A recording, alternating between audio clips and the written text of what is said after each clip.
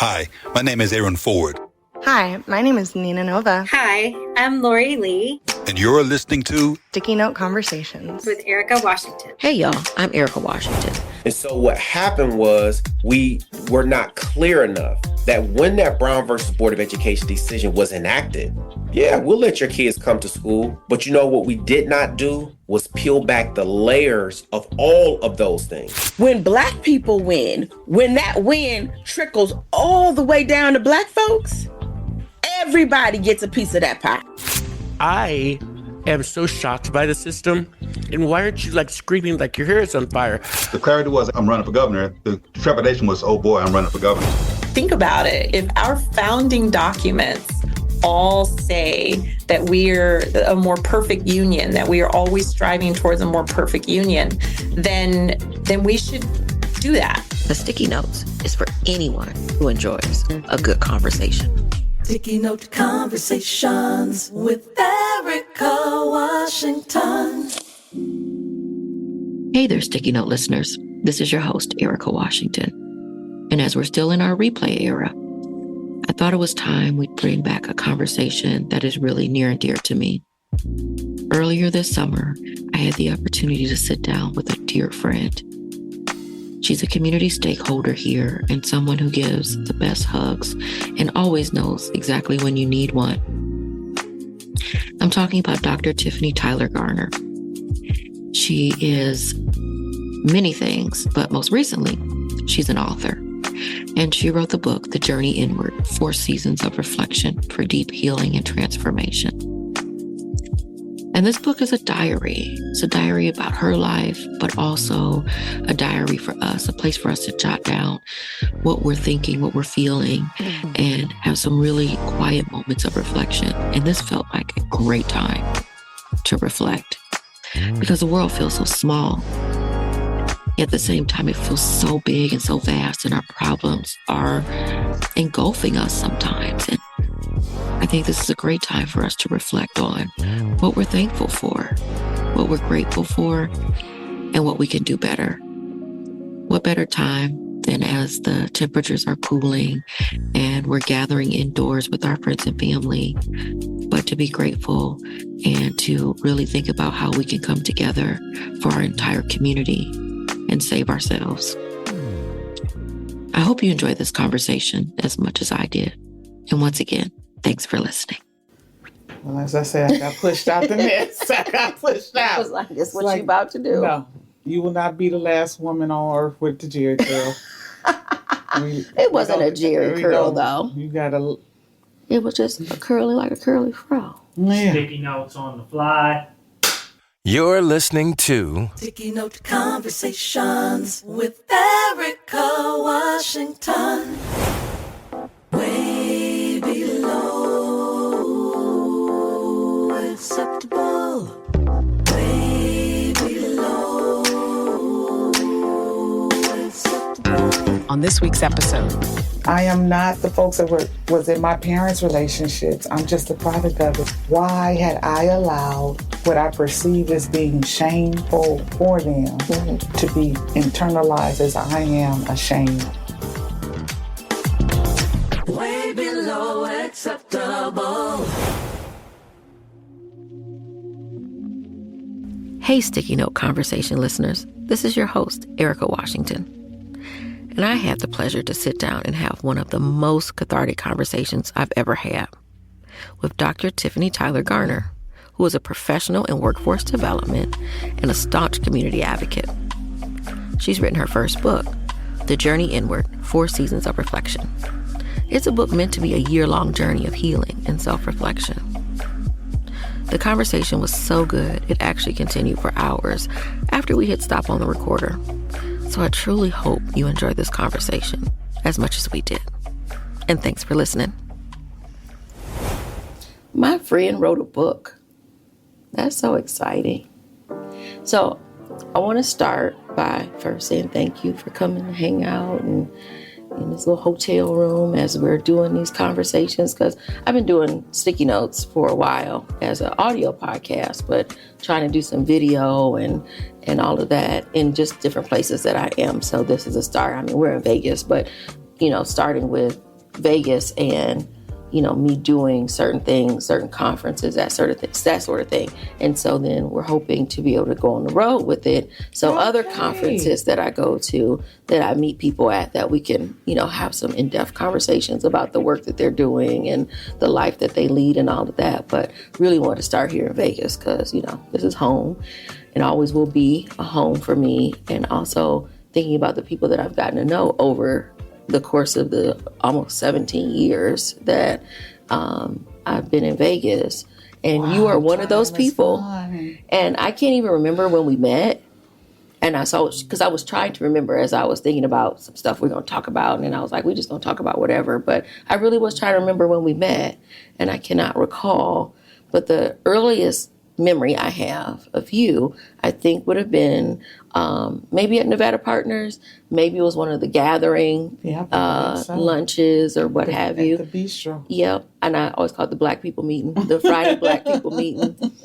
So back when Sam Smith was still around, and then Rodney took over doing all of the conversations. And I feel like I learned a lot because that table was full of all kind of folks.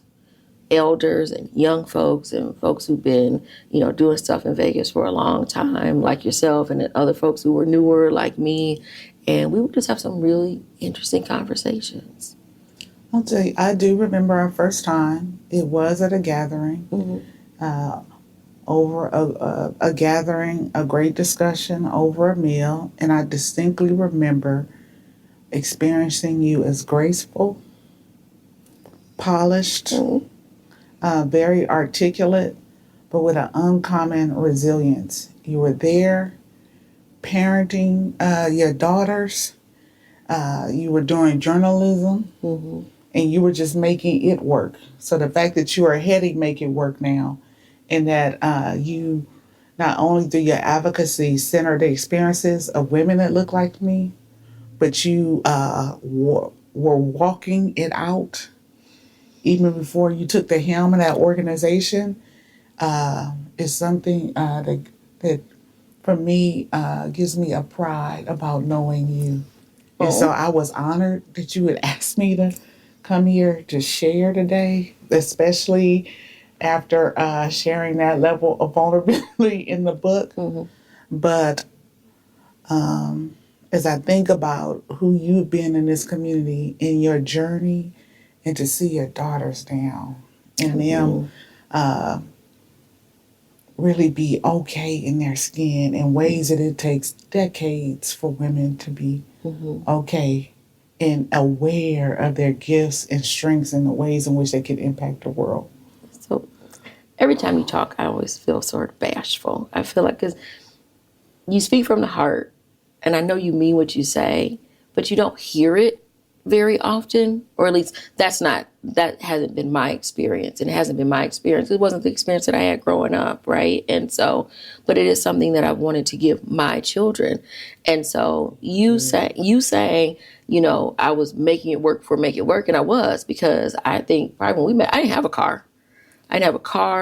And I was trying to still get around and tell stories and write stories about whatever was going on in the community, and I just had to figure it out.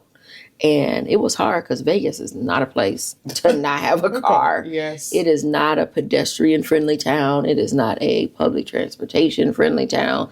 But, you know, it was just figuring it out. And figuring it out was also just meeting so many, like, really important people. And important meaning that they were just all trying to do something good. And I feel very lucky that I was able to meet so many do-gooders. You know, because you can move to a place and end up in the wrong part and end up only around folks who are doing the opposite of that and all just dealing with all this internal trauma and then exploding it out on everybody else. Like, that's completely possible. But to move to a place sight unseen, and then to... was it sight unseen? It was sight unseen. Wow. Like, we came once to find the place, and we found a house, and then we came back and moved. Like, that was it. I didn't know anything about Vegas. I thought Vegas was a place that old people went to vacation, because my grandparents' friends, you know, they went to Vegas in the 80s to do whatever old people did, you know. Okay. They went there, you know, they brought back an ashtray. That's what I knew about Vegas. There was an ashtray in my grandparents' living room, and nobody smoked. But here's the ashtray, right? And so, I didn't have friends who went to Vegas and, did that sort of partying. So for me, it was a place for old people to party.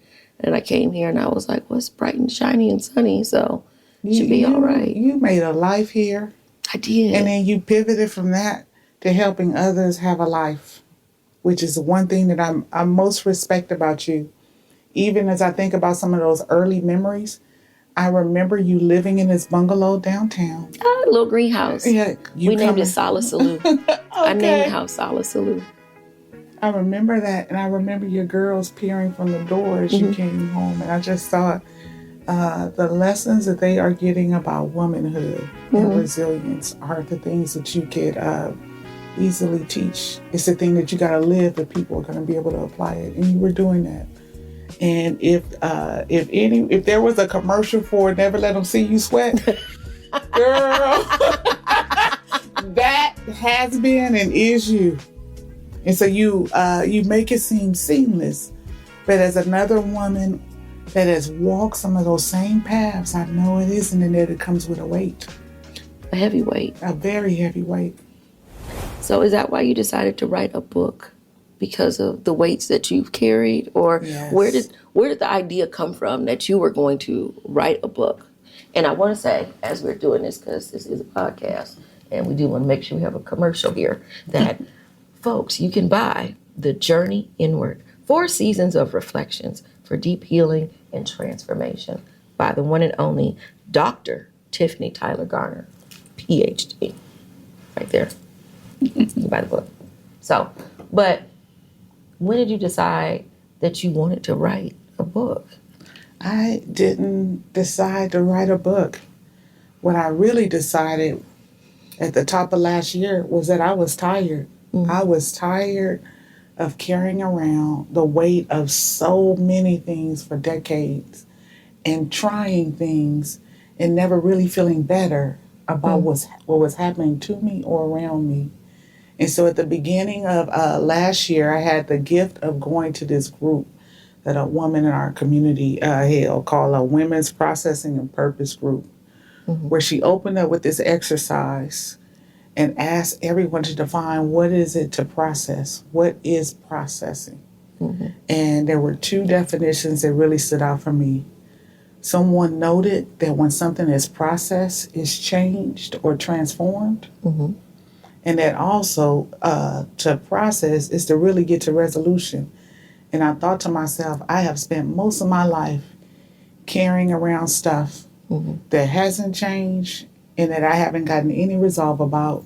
I will not spend another year making commitments to myself like New Year's resolution and not keeping my and so that this year was going to be about really getting to a place where I at least understood why I was able to keep my word and never say no to anyone else, but wasn't keeping my word to myself.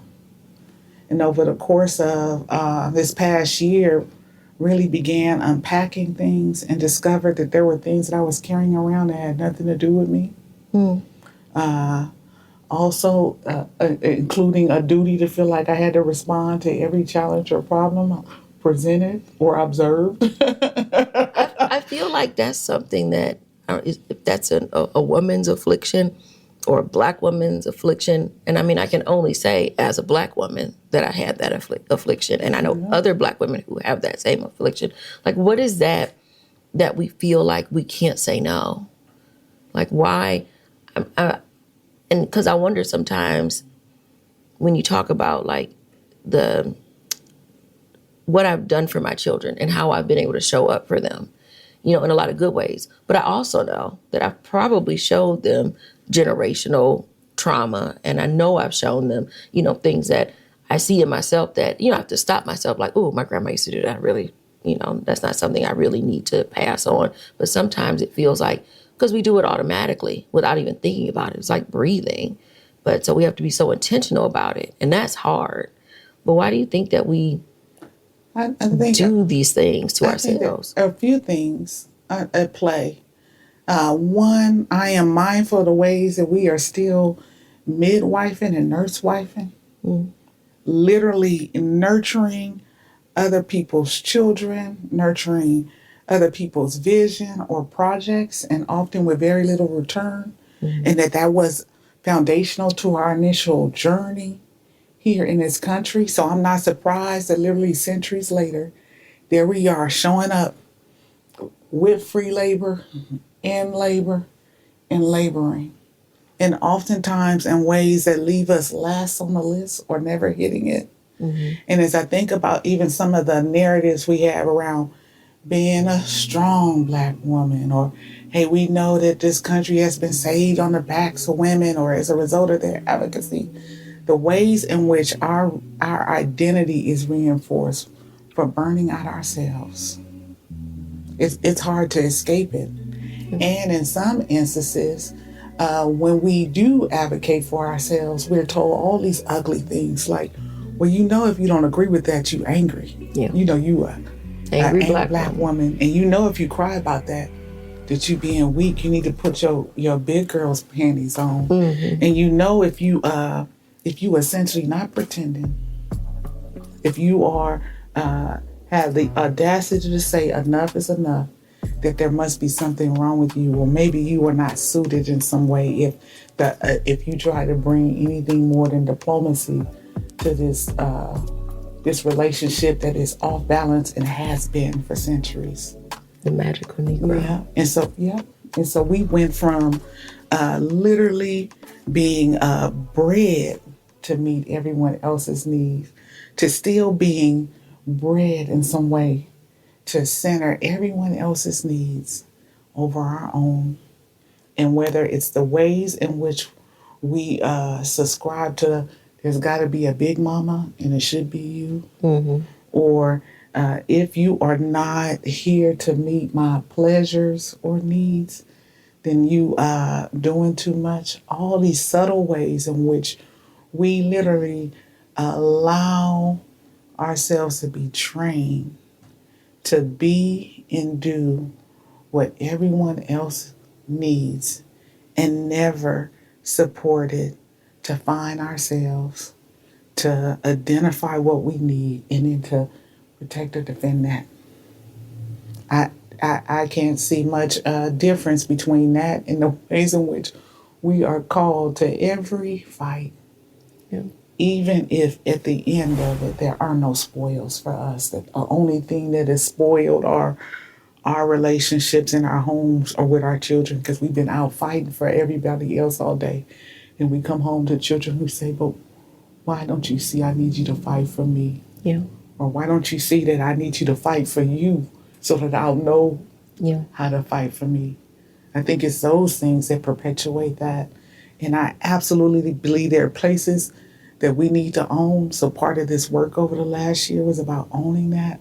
For me, like I do get to say no. So I need to figure out, why am I not saying no? And what is greater than my ability to do that for myself? How is it being reinforced, or how is it serving me to appear to be martyr-like in these ways? So did you practice saying no over the years, over this past year? And like, what was that? What did that feel like when you said no? There is a discomfort. And there are places where it's been easier to say it, and places where I still struggle. And so I know the challenges the men in my life face, whether it's my sons in that walk or my spouse each day. And it's hard to say I am tired when I know they've been out in the world being spanked all day and just need a lap or a shoulder. Yeah. And so I'm like, I really need a bath first before I can. Right. And so those places are a little harder to say no. I think there's some places where we are beginning to receive those messages that make it a little easier to say no. So when folks say it after this election, I'm sitting it out. I'm like, oh, we it's time for us to sit down. And then there are things that you see that you're like, I can't sit this one out. My silence means it's okay. And there is really nothing okay with this. And so the short answer is I have been practicing it all year, and I still need practice. There are fights that I will see, whether it's other people's oppression or the young man in Georgia who was literally ran down and murdered. Yeah. As tired as I was like, I don't know how I can see him and not see the two young men I have raised and say they should be able to jog. God help me. Yeah. You talked a little bit about having sons. What was that like as a younger mother, trying to, because it always seems to me that you seem to know how to balance your thoughts and feelings. Like that's the Tiffany that I've met. But, in the book of the parts because it is a year-long journal that, there's an active practice there. But going through the pages, you kind of talk about what it was like when they were younger and that it was a lot of difficulty. How did you navigate raising boys, when you were still trying to figure out who you were? Oh my goodness. I would say over the course of this year, some of the most painful lessons and opportunities have surfaced. And so I grew up during a time where we were told not only to be the strong Black woman, but you literally didn't need a man. And that you would be okay and your kids would be okay if you were raising them alone. And I now realize not only do we need each other, like need all of us in this work, that literally my sons were growing up in conditions where as their identity was forming, there were these subtle messages about there is no need for them. And how part of the work needs to be accepting that I can't and shouldn't be doing it alone, and in ways that allow them to see their space and place in the world.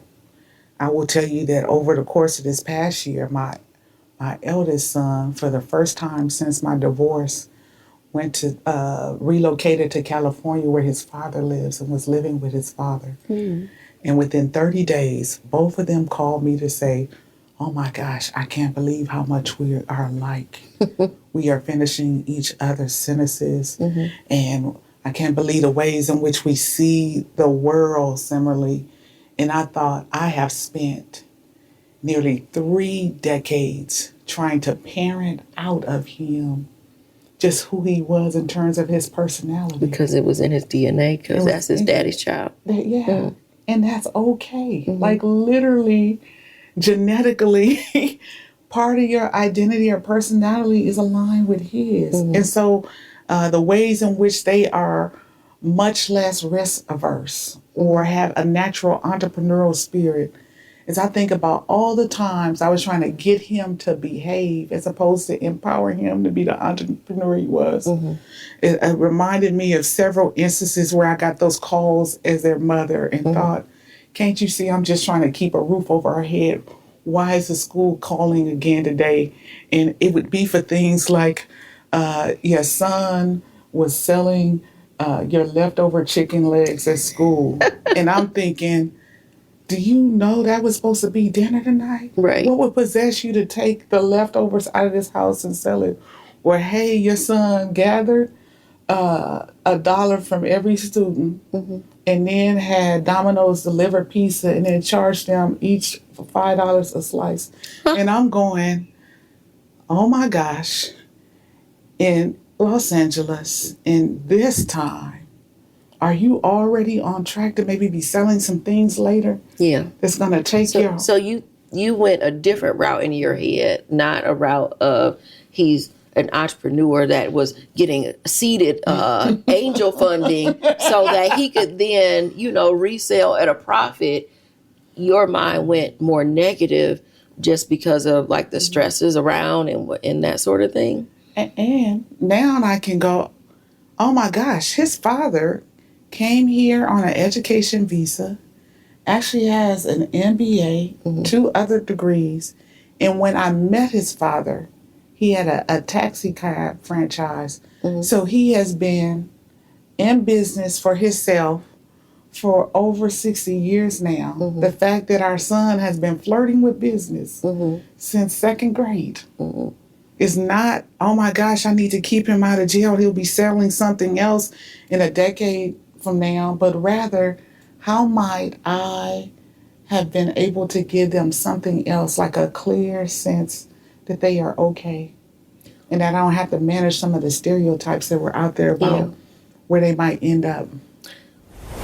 Why do you think your mind went that direction? Oh my goodness. I grew up doing Boys in the Hood, Baby Boy, during that time in Los Angeles, in the wake of the Rodney King riot, like literally when the riots happened. I had to have been about 8 months pregnant with my son.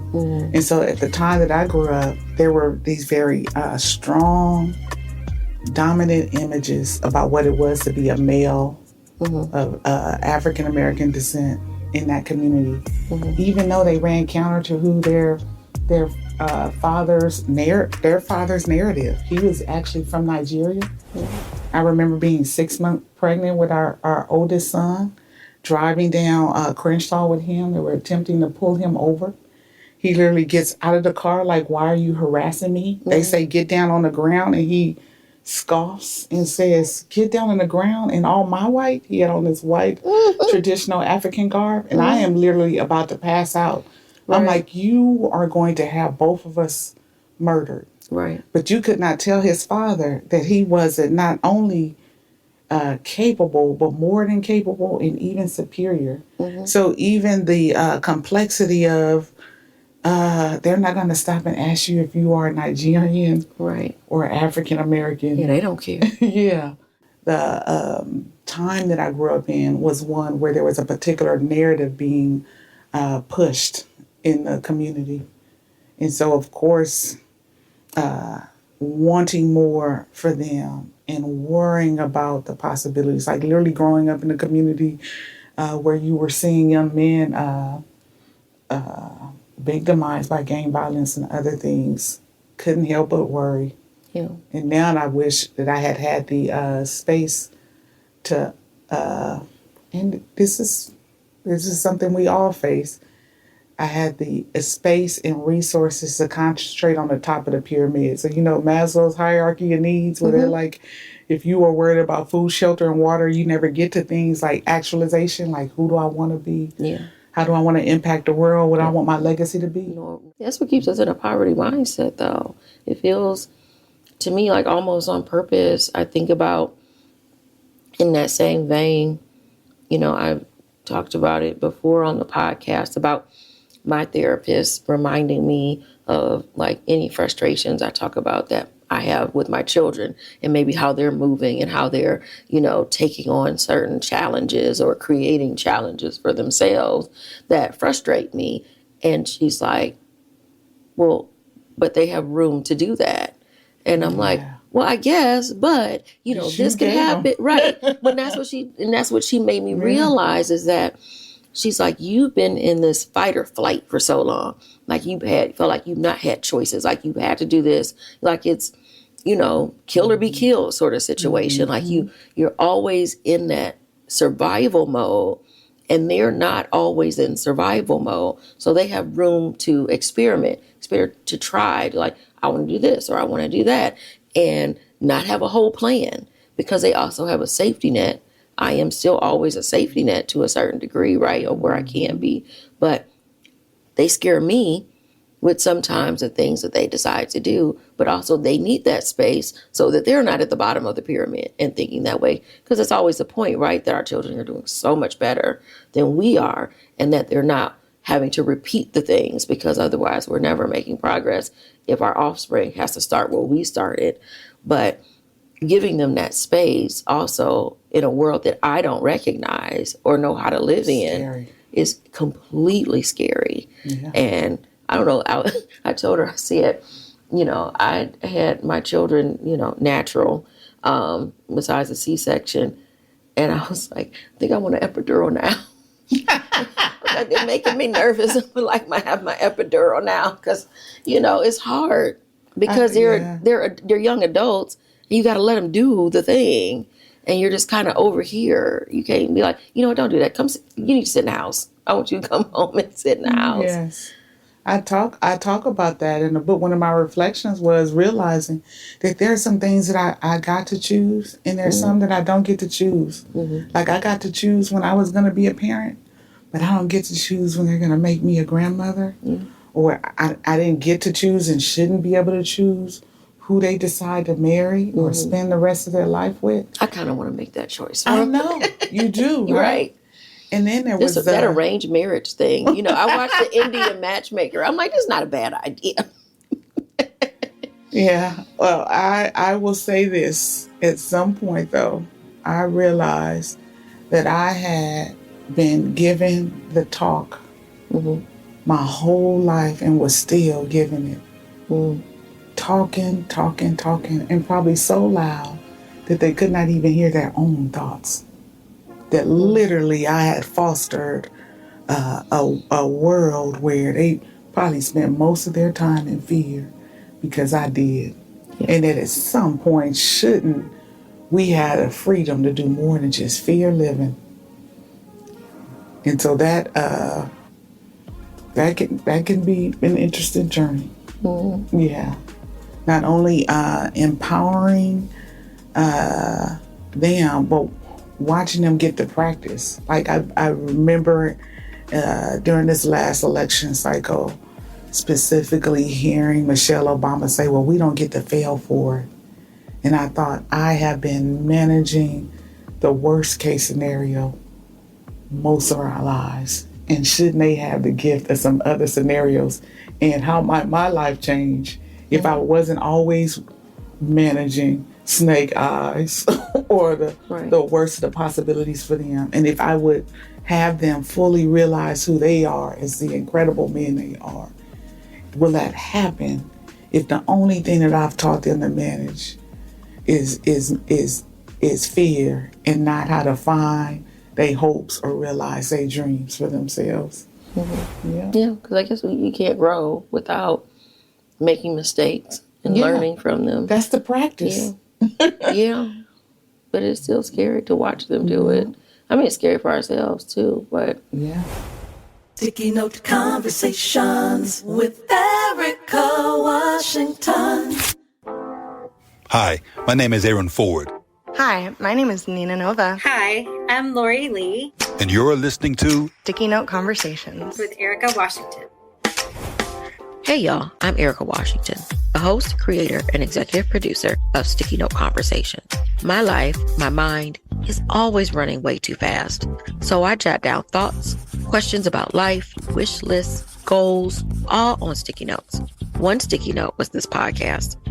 Over the course of my journalism and social justice journey, I've met some really amazing people, but I hated that I couldn't talk longer and really dive into their lived experiences, their views of the world, and their dreams for the future.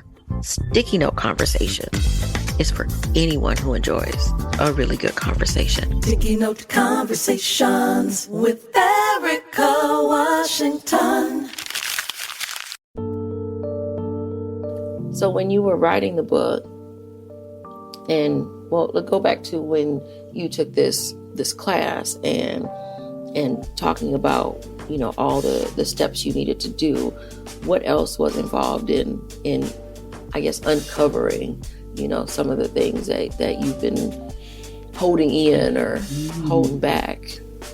So we did that workshop together, and I just made a commitment on that day that I was going to start really processing through any and everything that came up over the course of the next year instead of doing resolutions. And then there were some things that came up that I needed other people in my life to hear, but we had not gotten to a place in our communication or our relationship where they could hear it directly or we could talk about it one-on-one. But I felt like I needed to get it out of me and off of me. And so I began sharing or posting in hopes of like modeling something a little different. And as I did that, folks began reaching out to me to say, hey, where is that at? Or is that in a book? Or where are you reading from? And I'm like, I am not reading from anywhere. And folks were like, you should really consider writing a book. And then someone took the bold step of connecting me with a mother-daughter publishing team that specializes in empowerment. And so the short answer is, for me, that work was I just decided I was going to, whatever came up, to get it out. And because it was coming up within a larger context of my journey, which included my family, friends, work, and a number of other things.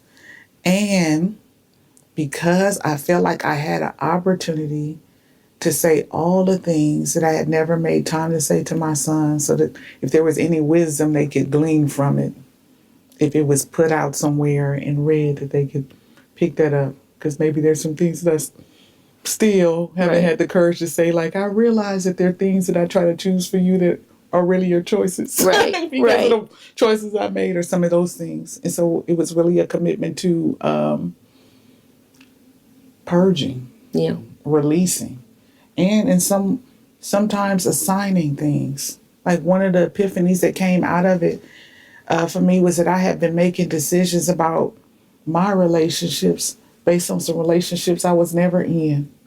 So what do you mean? I'm not the grandmother who got left by my grandfather. But I absolutely, at different times in my journey, had all the fears of do men stay. Why would I have that? Why did I have that? I am not the folks that was in my parents' relationships. I'm just a product of it. Why did I have all the shame of what resulted in their relationship? Why had I allowed what I perceived as being shameful for them to be internalized as I am ashamed? I am shameful. And so how did you answer that? How did you answer the fact that why you took it upon yourself to hold it? In some instances, things get handed to us. Other instances, we don't have the awareness or development to realize not to pick it up. Sometimes the norms in family systems are such that they're like, this is what we do as a part of the system. And so I would say any combination of things. I think the harder questions for me to have been to answer is, now that I know better, why am I still? And so in those places where I'm like, and you still get stressed enough to go run the food, why? When you know that it's stress, and that there are 4 other things you could do instead of stressing this way. Or you still let their feelings of inadequacy make you ask yourself if you good enough. You know that ain't about you. Why are you picking that up? But that makes me think about how folks will say, oh, you've changed or what have you, which change is good. We're supposed to want to change. But a lot of times it does feel like you're put into a box of like, this is who you are, this is who you are, this is how I see you. So when you come out of that, it can happen where you feel like you lose friends or family members even. And so how do you navigate that as you're trying to figure out who you are? And then how do you know where that balance is? Because sometimes we lose folks because the season is over. I do know that.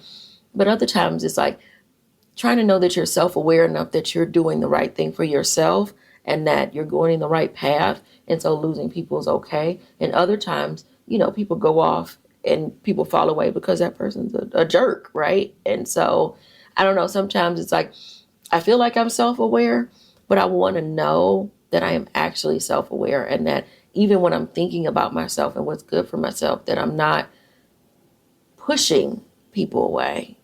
Does that make sense? It does. So like there's, that journey feels like sometimes the journey has to be selfish, but then I think, sometimes folks take it too far and you don't know like what you're supposed to be doing. And hear that. Because I'm going to say it's not sometimes, it's all the time. The journey has to have self-centered in it, which is very different. And very hard because we're taught to not be self-centered. Like that's a bad thing. You thinking about yourself. Oh, you only thinking about yourself when we should, because ourselves matter. But that is really ingrained, especially in me. Like it's really difficult to center me even Which when is different than being self-centered. True. Yeah. Yeah, it is true. Because you're also taught like your mom, the kids come first, you know. And a lot of times in certain ways they do. Like you want to make sure they eat and all of that. But we got to put our own oxygen mask on. Like I know all the things. Mm-hmm. But putting them into practice when there's these other people around who you know need you, that's hard. I will tell you that some of the one of the powerful lessons coming out of this journey for me is that I absolutely get to change. I get to change my mind. I get to change my approach. I get to change my perspective, my priorities. I get to change my philosophy, my beliefs. And it is easier to do that change when I'm actually thinking about the why I do it, and it's easier to sustain it. Mm-hmm. But one of the critical lessons for me was embracing the fact that I do get to change my mind. I don't care how many other times I've said yes. Today the answer is no. And whether or not anyone else is okay with that. If I'm okay with it. Mm-hmm. And that I literally get to have all of my personhood. And if I am a mother that is modeling for my children that the only answer they get to have is yes to everything and everybody, then I've also missed the opportunity to help them have boundaries and some other things that I have absolutely cried about later.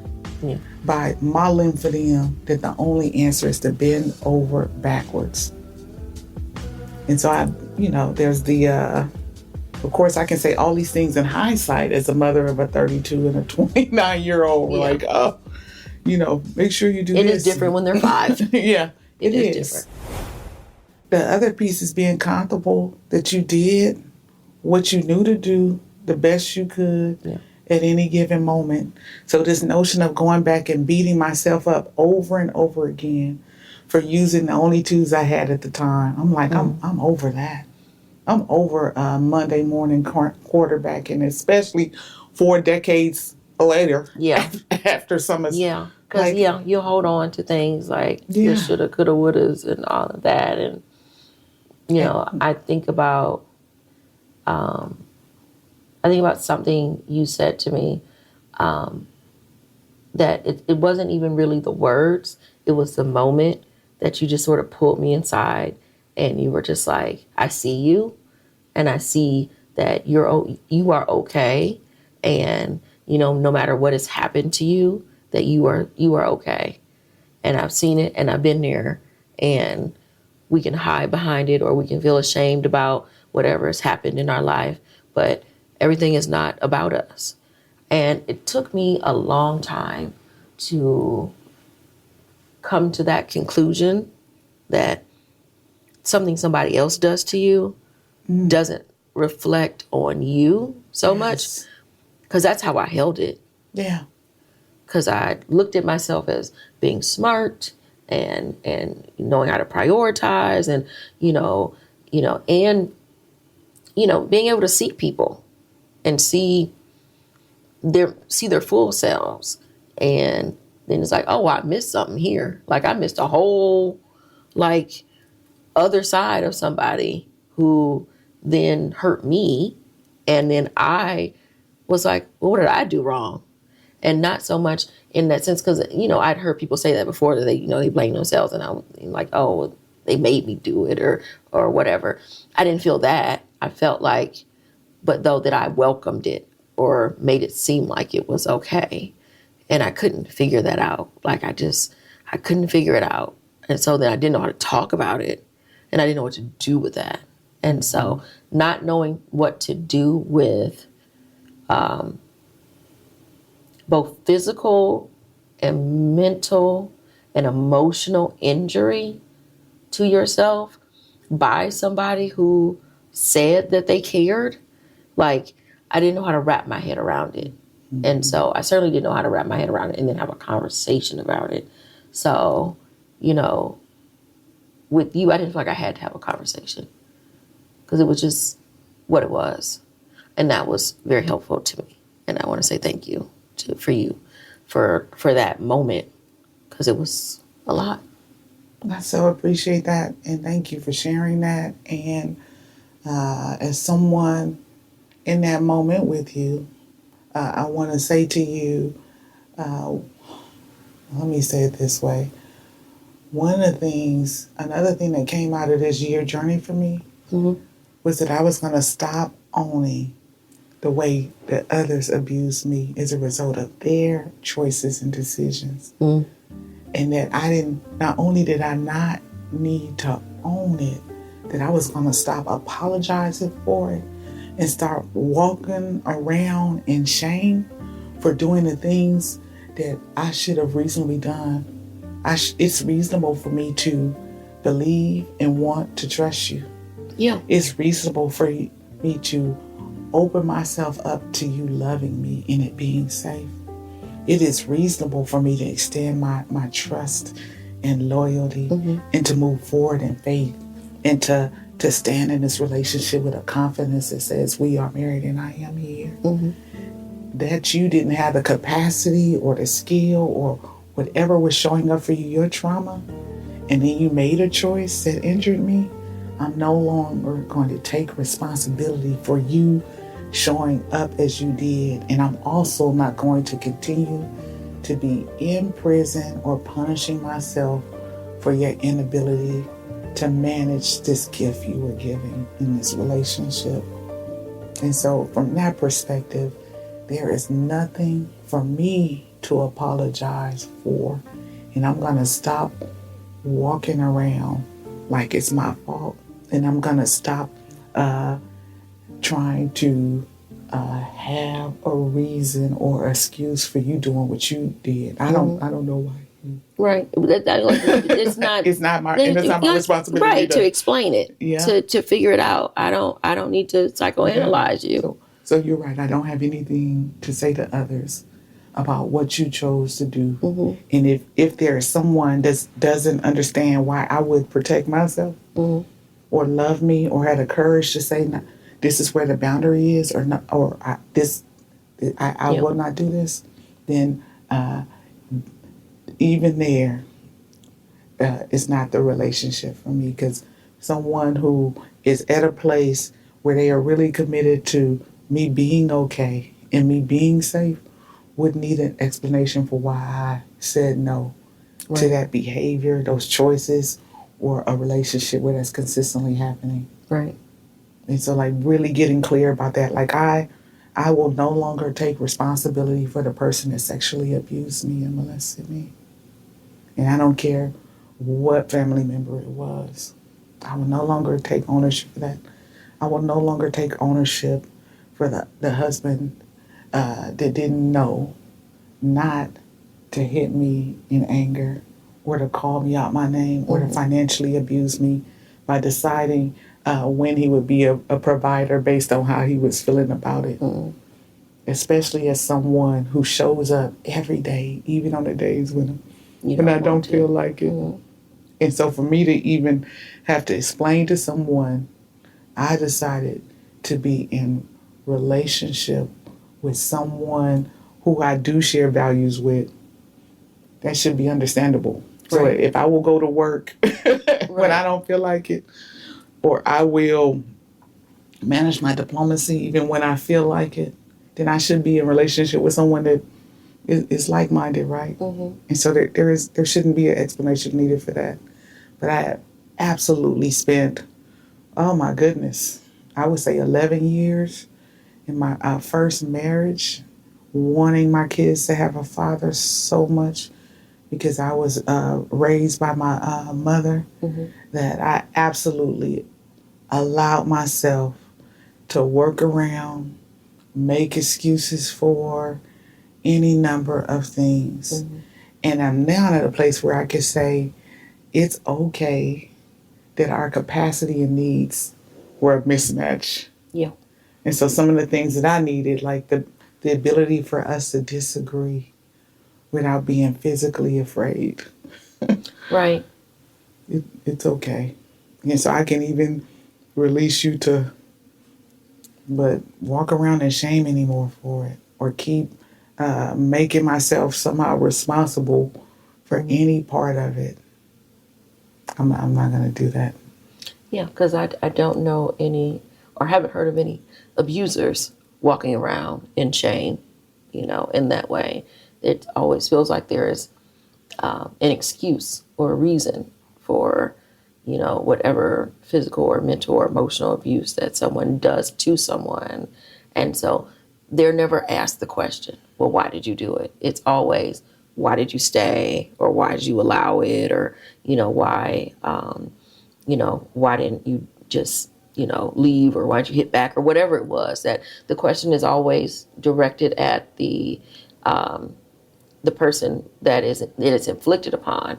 And I'm not using the word victim on purpose, because I don't think of it as victim. Like, I guess it can be, and it doesn't have to be necessarily a bad word, but it's not that so much as like you end up being somebody's punching bag for whatever reason. But the question is always directed towards the punching bag, not the puncher. And I'm always curious as to why that seems to be how the community responds, because I remember specifically thinking about whether or not I was going to have the conversation out loud. Like, I have this podcast, I have multiple podcasts, I have this platform in which I can have whole conversations. I advocate for folks around a lot of different issues, but this wasn't something I felt like I could have an in-depth conversation with anybody about. But at the same time, I sort of wanted to. So I had to think about what was holding me back. Like, one, I'm a private person and I like my privacy. I think it's important. But also, I think I was afraid of the pushback, of comments, of people can be very negative and put that responsibility on you. And even if I, at that time, was not able to feel unashamed and all of that, but even if I wasn't feeling ashamed at that time, it still would have hurt for somebody to make a comment on social media or wherever and, put the blame on me. That would be very hurtful, because I've seen it happen. Keke Palmer is an example. Mm-hmm. I feel like people were real mean. Oh, you shouldn't have wore that dress at the Usher concert or whatever. That was an excuse for her partner's behavior, but they're always, I don't want to make a blanket statement and say always, but it feels like 90% of the time there's always there is this blaming of the woman more so than the man. And it keeps folks from being able to say out loud what's happening. And it kept me from saying something out loud. And it's not the way to healing, and it's also not the way to help other folks, as they are trying to navigate similar situations, because it's not uncommon. It isn't. And I would say, unfortunately, on either end, I will just share this for perspective. Well, two things. One, it's the rare instance that someone is injured by a drunk driver, and we say, why were you out driving? And let him hit you. Right. Yeah, why do you let him hit you? Right. Mm-hmm. And there are ways in which we could fully appreciate that in the throes of addiction, there's some other deep-rooted issues or things that may be happening if you're at a place where you're behind that wheel and then you injure someone. Yep. Even when those things are happening, I still shouldn't be in a position where I have to come up with a story for why the drunk driver hit me. Mm-hmm. And it's for me, it's akin to something like that. Yeah. Where literally I have been injured as a result of whatever's going on with someone else, whether it's addiction, trauma, or whatever it is. And then there's this expectation that somehow I should have a story for why I was hit by the driver. Yeah. Or why the car was so damaged. Mm-hmm. Or I need to somehow even be responsible for the assurance on both ends, or the repair of of my car as a result of it, or some of these other things that we would never ask if that was an instance. Well, why were we going to the grocery store when he was on that street? You knew he was going to be on that street, didn't right? you? No, there's a possibility for drunk drivers to be out because alcohol exists and alcoholics exist and people who make bad decisions exist. So it's your fault because you know that they're out there. Yeah. And so just like that sounds ridiculous. Similarly, when you have been injured in that way, this notion that somehow the person that has been injured should have a rationale for the accident, the issue, or whatever it is, would be just as troubling.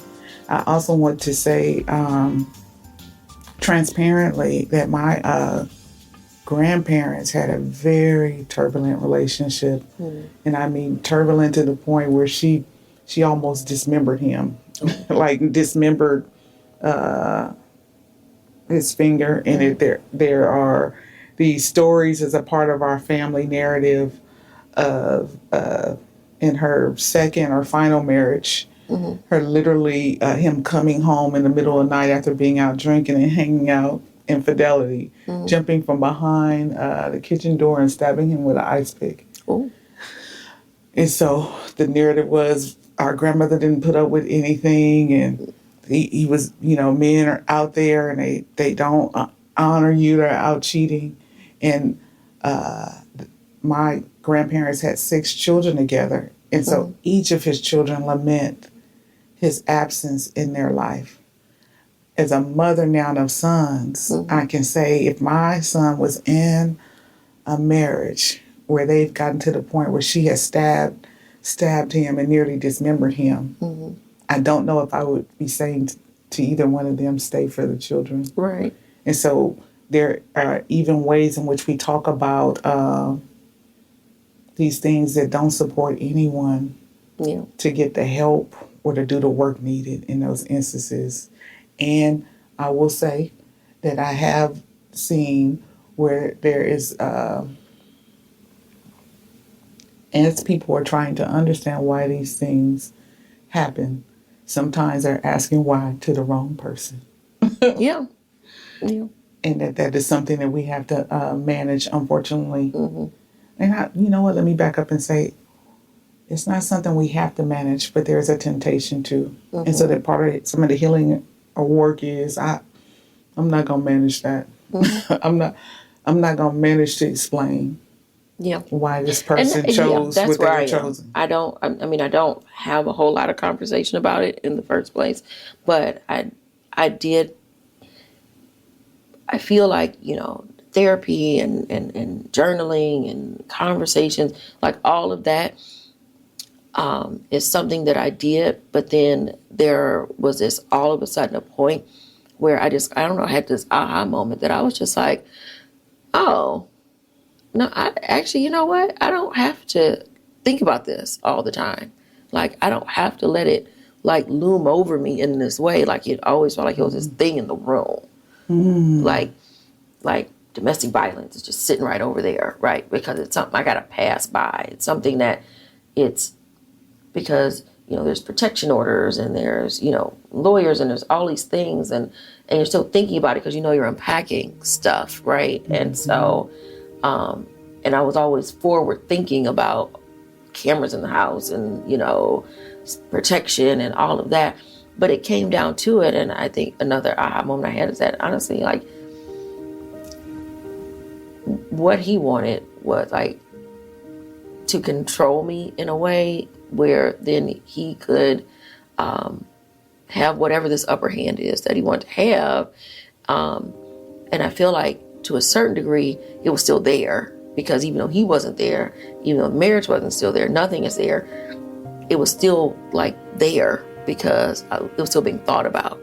And then I had to realize, like, I don't actually have to think about this at all anymore.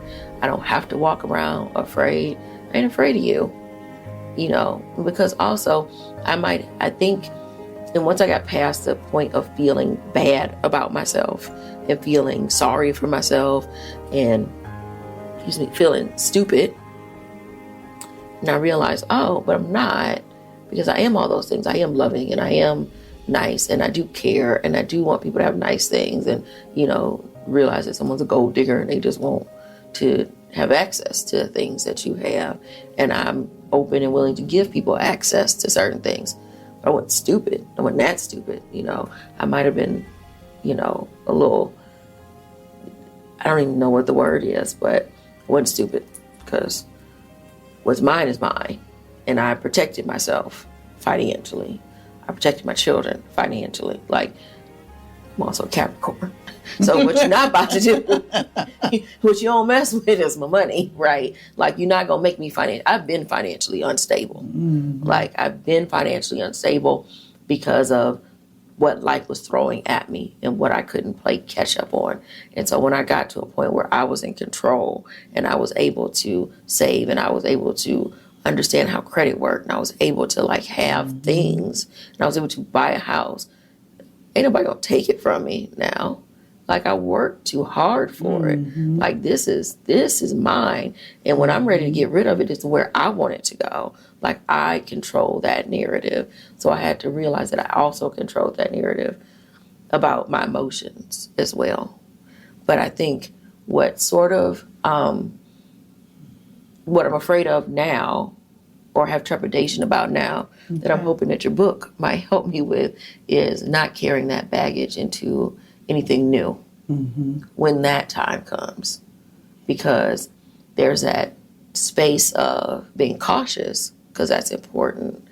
And I think it's also important to make sure you're not making the same mistake over again, because sometimes we pick the same people in different skin, you know, and think we got something different, and we find out, you know, we have this habit or this type and go towards that same sort of thing. So not wanting to do that, but not putting all of that on a new person that has nothing to do with the past, because we all have baggage, we all carry baggage, and it's hard to put it down. And some of it's there for actual good protection, but some of it will keep us from ever getting to that place of trust and happiness, because everybody's not a jerk. So I guess I'm wondering how you got to that place where you were able to put down the hurt and maybe even over cautiousness you might have had to trust and believe in, you know, the husband that you have now. There are a couple of lessons that came out of this year around these specific considerations. One, the importance of going back to the loss and reclaiming a lesson for it, so you don't only see the loss or feel loss as a result of something that has happened. Two, making sure that you really work toward restoration, including your identity as a part of the process. And then beyond that, the ability to really, and I want to say, let go and from this place. And it's only, when I tell you recently that some of this work has happened for me, I can tell you that in the summer of my sophomore year of high school, I experienced like a date rape situation. I literally had went on one date with a gentleman, like a lunch date. He called the next day and I wasn't home. I was out having my hair braided. He was like, I called there and you didn't answer the phone. If I had caught up with you, I would have snatched all your braids out and broke your nails. Clear flag for me, like, what? We went to lunch and had a burger. Right. No intimacy. I'm just meeting you. This is a clear flag. That person stalked me for several months. And at the time, I was working at this fast food place after school from 5 to 10. And so I feared that he would either accost me on the bus stop or accost me at my job. So one evening, he was like, hey, I see you at home. And I'm like, no, I got to go to work. He's like, well, let me give you a ride. And so I'm literally panicked, like, oh my gosh, I made the mistake of taking my mother's gun out the home thinking I'll just scare him if he tries to do something to me. Because at this point, I'm like, I either get beat up by him at this bus stop trying to get to work, or something's going to happen. So we get to the parking lot of my then job. He literally goes to like restrain me. I pull it out, he grabs it, and then forces me to copulate him, and then rapes me. He was never, ever arrested. I literally, out of fear, began ditching school. Didn't want to tell my mother what had happened. Was afraid that he would literally kill me, because that later on that night he came back up to my job and was like, "Oh, I don't have your gun, but I'm gonna give you a ride home." And my homeboy came along for us to give you a ride. So I'm thinking, oh my gosh, this person is I'm gonna end up dead on the side of the road somewhere. And I tell you how God works, and I'm a believer. That night, my aunt brings my cousin to work because he has missed his bus. This same aunt does not drive at night. Like literally, my other aunt was living with her. She went into labor, and my mother had to drive all the way across town to take that aunt to the hospital to deliver that baby. So this woman who doesn't drive at night, just so happens that my cousin and I work at the same place. They got me the job. Is dropping him off at work at the end of my shift and says, "Tiff, I'll take you home." That's the only way I was able to escape. Years later, I returned to school after dropping out, graduate because I've had a son now. Someone encouraged me to continue going to school, ended up transferring to USC with a 3.89 GPA. Now 4 degrees later, even though I had 4 degrees, I still allowed my family to talk about me as the person who rebelled and dropped out of school. I still saw myself as a dropout and was making excuses for and trying to outlive. So 4 degrees later, still feeling like, but you dropped out, you aren't worthy. Not until maybe the fall of this past year, while writing this journey, did I finally say, I need you to know that I wasn't just ditching or someone irresponsible. I was afraid. You know, they never arrested Shannon. And every day I left the house, I went to a friend's house or my cousin's house because I was afraid. I'm not the buck up that y'all laugh and say that I am. And this woman who's now Dr. Tiffany Tyler always had that capacity there. What she did not have was safety. And so finally, decades later, degrees later, I'm saying, I will no longer laugh about, adhere to, subscribe to this notion of how effed up a child I was. And so this notion of going back to not only reclaim your identity as an independent woman who had the wherewithal to protect her and her children financially, but also saying, I'm not going to live like this victimization. And as a matter of fact, I know that I'm going to choose to love again. So now I'm doing the work to make sure that the other person doesn't have to live with, neither one of us has to live with this baggage that you tried to leave at my house. That I won't do that. But I will say it's part of the work. And so the fact that you're already thinking about it and you're not allowing his choices to give you a title that you don't want. And so for years, I allowed the other person to hand me the title of high school dropout. Despite the fact that I've always had the aptitude or capacity to learn at the level that I did. The fact that I allowed everyone to laugh and even carry the weight of feeling like I was the black sheep, because I knew I had within me to be within me to be scholastic. And just last year saying, after all that time, no, I'm not that person that we've laughed and tried to maybe be. I was a child in trauma and in a school system that didn't have the resources to see that and address it, in a family system that had several generations of trauma, and so didn't have the capacity to help unpack it. But I decree and declare this day, not another day am I going to laugh about it with you or be ashamed of it or walk around it. That baggage, that title, that thing has no space here. That's not who I am. At all. Did you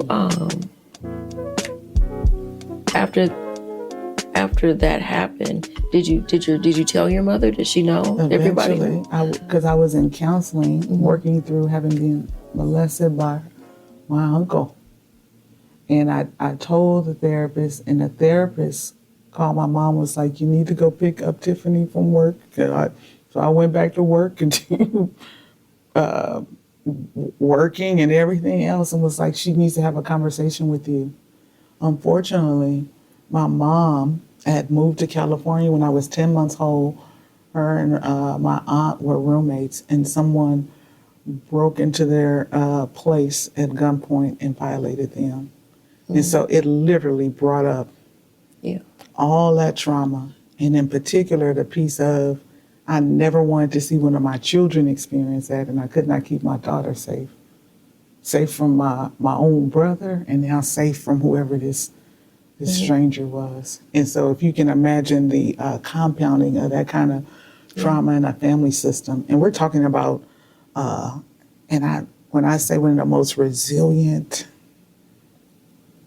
dear souls that I know, someone who was taken in by her great-grandmother at the age of 72. That's who my mother was. And raised by her great-grandmother until her senior year, when her great-grandmother died at 89. So basically someone in something akin to kinship care. Yeah. 2 years later, pregnant with her first child, me. And so as you think about even the compounding of those things, you get to a place, and this is something that happened over the course of this journey, where I am realizing a few things. One, my expectations needed to be adjusted. So like, what should I expect of this foster youth to be able to unpack or do if she's going through her own trauma? Two, that I'm not what other people chose to do.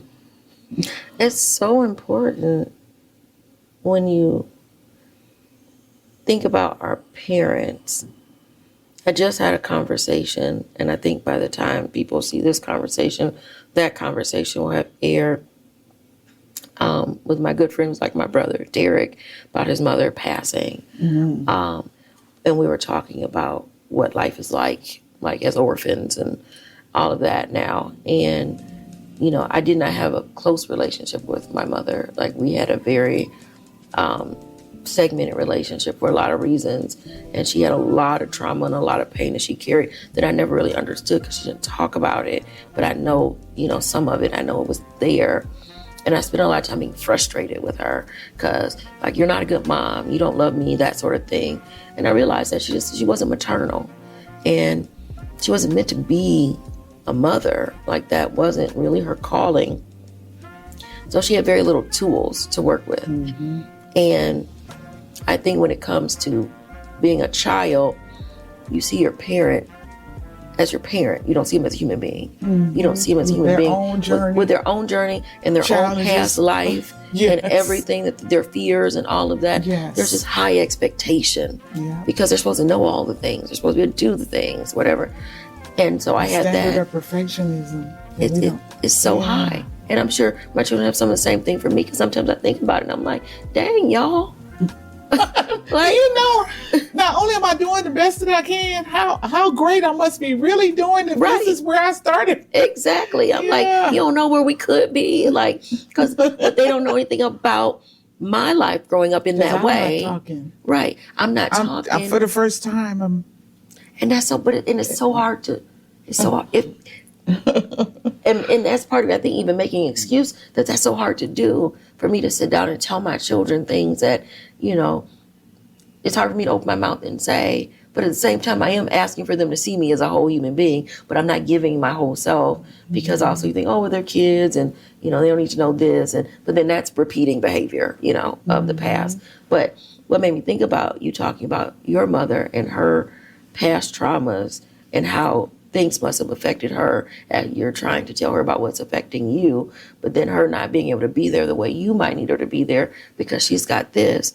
And so this generational thing, and sexual assault especially. Yes. You know, my mother was also sexually assaulted by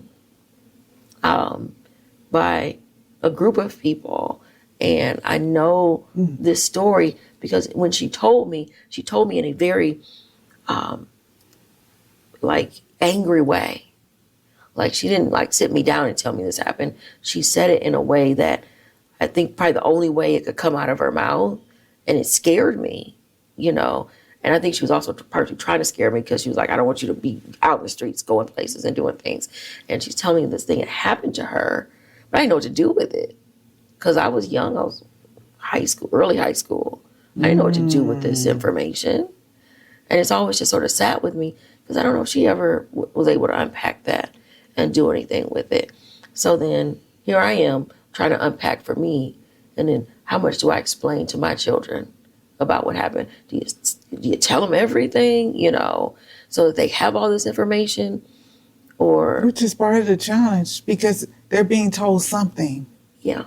And so for years told, well, you know, your mom was a bit rebellious and she was all these things, but never in trauma, in process, never any of those things. So they're being told something, right? Yeah.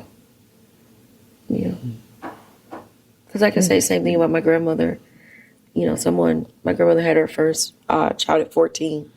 And I remember her telling me when I was little, she didn't know that that's how you had a baby. And I thought it was so weird because I was like, what you mean you didn't know? Like, how you not know? You know, but life is different back then, right? I don't know what she knew and didn't know and didn't talk about anything. But then there was another conversation with someone else in my family who had said, oh, well, you know, your grandma, she was hot to trot or whatever. And she was always out doing stuff. And I was like, no. Let's, let's hold back on how we talk about my grandma. And let's talk about trauma. Right. And how that shows up. Because she was 14. And apparently this man that she got pregnant by was a grown man. Like a grown man, like a married man, I think he was a preacher or something. Yeah. So, but yeah, we're going to say that my grandma was hot to trot. Similar situation. Like, that's not okay. Yeah. That's not okay. Like, her whole narrative, she didn't get to own it. I don't know if she ever got to own it. Because then she didn't talk about it. Yeah. But had to live with the shame and the coloring of that. Yeah. The ways in which we color people in. Yeah. Or we get colored in. Because we get to choose the crayon. Yeah. And in some ways, the wrong shades. Like, you picked that for me, and that's not even who I am. That's the wrong color. Right. I'm not mad, I'm hurt. Right. Yeah. Yeah, because you're not seeing me. Yeah. And making assumptions. And there's too much assumptions. Makes me think about social media being the And so the gift cause. of doing this work is you get to begin to break some of those generational curses because you find a way to begin to have some of those conversations. And so I'm hoping that not only will my children read it, but others. And folks are beginning to read it. So I've been getting text messages and calls. I'm always astounded. Like, you just gonna leave me out there? You're not gonna You'll text me and call me about how transformative it is, or share your truth, but you just gonna leave me out there as the only one with the story. So I'm like, okay, this is a special club where the members don't want to tell anyone. It's like a secret society, but the kind of society that's still keeping secrets. And so it's an interesting kind of membership. And so I hope, as a part of the journey, that folks will begin to have the safe spaces to find themselves and to heal. And so I'm like, okay. I know, I think that's beautiful. I want to make sure, because there were two little notes I made with my little sticky notes here that I put on my glasses, because now I need glasses. Do I need to get my... No, you said, chapter 6, what is making peace? Oh, okay. And you say, I always thought it was accepting what happens. Yesterday, I discovered a new definition. Making peace is about accepting whatever happens. It's not about accepting whatever happens. Rather, it is the acknowledgement that something has happened and a commitment to doing what can be done in its wake. Mm-hmm. I thought that was really profound, because I don't know, a lot of times when people talk about making peace and forgiveness and all of that, like, I struggle with certain things, because there's making peace and not holding like anger, but there's also this place of where I'm not actually about to forgive you for what you did, but I got to let it go and move on. And so I've struggled with, like, well, what does that actually look like? Because some people say you got to forgive the other person. And I don't know what that means when someone's trespassed you in a way that you got to forgive them. Like, not, and I understand forgive and not forget or whatever doesn't mean you have to let them back into your life. But even sometimes the forgiveness part of, like, because I don't know, I just struggle so much with that. But I think about with this making peace, it's like, so what is, you acknowledge that something happened, and now it's like, so what now? Yes. Which was another lesson that came out of that. And I can tell you some clear examples for me where it was like the other way of thinking about making peace was never going to allow me to have it. So if peace was me forgetting or saying I'm okay, or I guess I'll just live with that, like, I probably was never going to be able to make peace in that way with the ways in which I was violated. But now I can absolutely find peace in knowing that it happened and it did not kill me. It did not fully stop me. It made a waylay me for a while.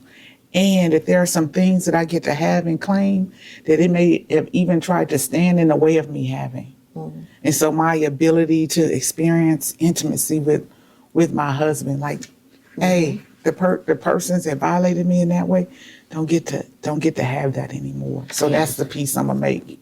Like, I'm the years that I did not hug or kiss my sons on their foreheads or any of those things, because I could not understand how my uncle could violate me in the way that he did. Mm-hmm. And so literally years of robbing my sons of the affirmation of knowing that they were special to me and being able to say, I will make peace with what he did. And in the wake of it, I'm going to hug them now.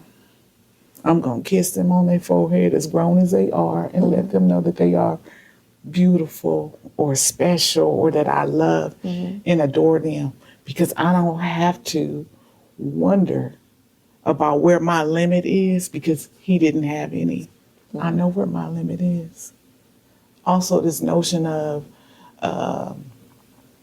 making peace by acknowledging that if you got to where you are, or you've done what you did, that maybe some of the things that you thought you needed, or from who you needed, weren't actually those things, or you wouldn't be there. And so I'm like, I thought I needed him to be someone that wasn't a pedophile, And for years, because we did not talk about it, I thought I was the only one in my family. And so I spent a lot of time going, what did I do wrong? Or why would he have done that? Was it something I gave off? Only to finally say something maybe about 5 or 6 years ago and discover that it was like maybe 6 or 7 children from that generation and one for decades. And so like this notion of even making peace is he was going to violate whoever. And so I now have peace about the fact that it wasn't necessarily something that I chose for me. Mm-hmm. And so I don't have to keep trying to figure out how did I allow that to happen to me, or what did I do that it happened in that moment. And so that for me, the making peace is about not taking ownership, not necessarily even forgetting, but also doing the work to make sure that I fully recover from it. Like I will recover having a loving, affectionate relationship with my sons, even though I painfully remember struggling to breastfeed because I felt violated just even breastfeeding my own children. Mm-hmm. And so to even be robbed of that. Now when I see them, I can give them the side hug and right. And I'm like, one of these days, I'm gonna kiss both of them on their forehead as old as they are, because I have made peace with the fact that his pedophilia doesn't have to be the boundary for how I affirm or hold my children. He doesn't get to continue to rob me of that. Mm-hmm. And I'm gonna do that work so that by the time my sons have my grandchildren, mm-hmm. I can hold them lovingly and with a confidence of knowing I was never the things that happened to me. Mm-hmm. I'm not. And so it's from that place that I'm making peace in several ways, whether it's I make peace with what happened at the unemployment assistance system during the pandemic. I feel like that's a whole nother podcast. Because I don't know if I made peace for you. Because, child, that's a conversation. But more peace with that first marriage. Yeah. Yeah. You know, sometimes I hate that it feels like we have to struggle to get to this place of peace and this place of wisdom and understanding. It's like, I feel like I could have got all this with, an easier, journey. But at the same time, it's made us who we are. Yeah. And I'm glad to know you, and I'm glad to know who you are and how you are. Right. Yes, and I appreciate it so much. And I will be in the club of reading and doing the work in this book, because I know that it will be helpful, because I know that you wrote it from, this place of love, and this place of joy, and place of searching for, what we need, especially as Black women, as we navigate through, what seems like sometimes treacherous waters, and, still making it out the other side and not giving up. So thank you. Thank you.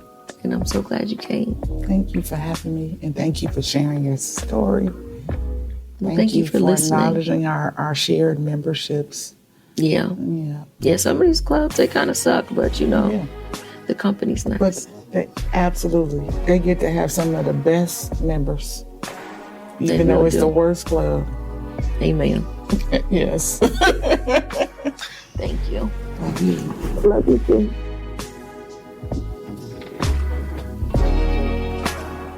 All right. And that's Sticky Note Conversations on the Fly. That's a wrap.